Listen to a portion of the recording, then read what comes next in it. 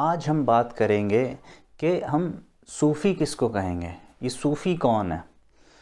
تو کوئی ورلنگ درویش، رقص کرنے والا درویش، اس کو ہم صوفی کہیں گے، یا بعض پریکٹسز، بعض ریاضت کرنے والے کو ہم صوفی کہیں گے۔ تو صوفی ہم کس کو کہیں گے، اور وہ علامات، یہ جو علامات ہیں صوفی کس کو کہیں گے، یہ ایمان کی صفات ہی ہیں۔ یہ وہ کیا ہیں؟ قرآن کریم میں اللہ تعالیٰ فرماتا ہے سورہ بقرہ میں، سورۃ نمبر 2 آیت نمبر 165 165 کہ اللہ نے فرمایا کہ وَمِنَ النَّاسِ مَن يَتَّخِذُ مِن دُونِ اللَّهِ أَندَادًا يُحِبُّونَهُمْ كَحُبِّ اللَّهِ، اور لوگوں میں بعض ایسے لوگ ہیں جو يَتَّخِذُ مِن دُونِ اللَّهِ أَندَادًا، جو دوسروں کو اللہ کے مد مقابل رکھتے ہیں، اور یحبونہم کحب اللہ، اور ان سے ایسے محبت کرتے ہیں جیسا کہ ان کو اللہ سے کرنی چاہیے، کحب اللہ، اس طرح سے ان سے محبت کرتے ہیں۔ لیکن فرمایا والذین آمنوا اشد حبا للہ، لیکن جو ایمان والے ہیں وہ سب سے زیادہ شدید ترین محبت جو ہے وہ اللہ تعالیٰ سے کرتے ہیں۔ تو سب سے پہلی چیز جو ہے وہ ہے اللہ تعالیٰ کی محبت، اللہ سے محبت، کسی اور سے نہیں، اس کے مقابل کسی اور کو نہیں رکھنا، اس کے برابر کسی اور کو نہیں رکھنا، اس کا ہمسر کسی اور کو نہیں رکھنا، صرف اللہ تعالیٰ کو سب سے زیادہ محبت اللہ تعالیٰ سے۔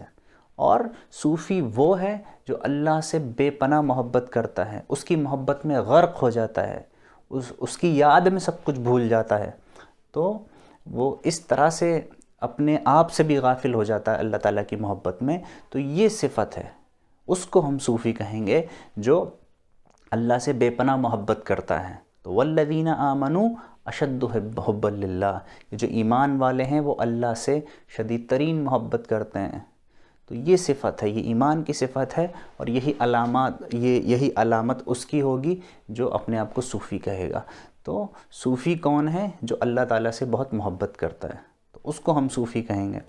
تو اللہ تعالیٰ سے ایسی محبت کرنا کہ کچھ اور یاد نہ رہے، یعنی کہ آپ کا جو پورا فوکس ہو وہ اللہ تعالیٰ ہو، فلی ڈیووٹیڈ یو آر ٹو اللہ، تو تاکہ آپ کو اور دنیا کی خواہشات آپ کے پاس سے نکل جائیں، آپ خود کو بھول جائیں، اپنے ارادے بھول جائیں، اس طرح سے جو ہے آپ اللہ تعالیٰ سے محبت کریں۔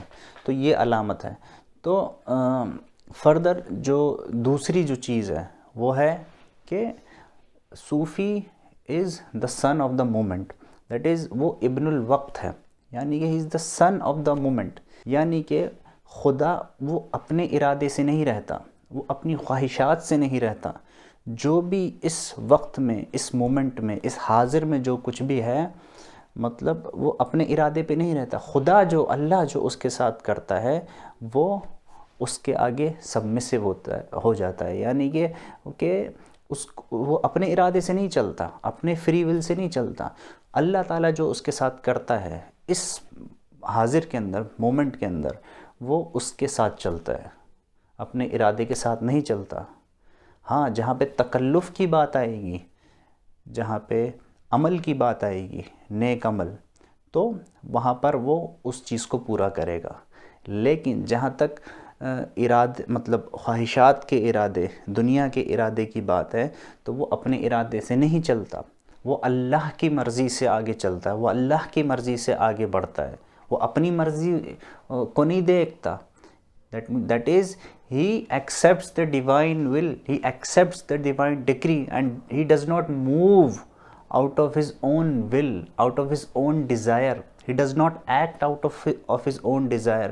وہ اپنی خواہشات سے کوئی آگے نہیں بڑھتا، اس سے کوئی عمل نہیں کرتا، وہ خدا کی مرضی کو دیکھتا ہے، وہ اللہ کی مرضی کو دیکھتا ہے اور اس سے آگے بڑھتا ہے وہ۔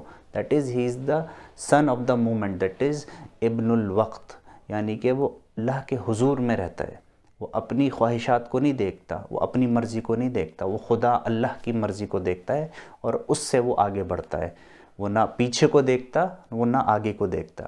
کیونکہ خواہشات اس کو آگے پروجیکٹ کراتی ہیں، لیکن نہیں، وہ پوری طرح سے جو ابھی میں جو خدا کی جو مرضی ہے اس کو تسلیم کرتا ہے۔ تو یہ جو ہیں یہ صفات ہیں جس کو ہم اگر اس کے اندر ہیں تو ہم اس کو صوفی کہیں گے۔ اور صوفی کون نہیں ہے؟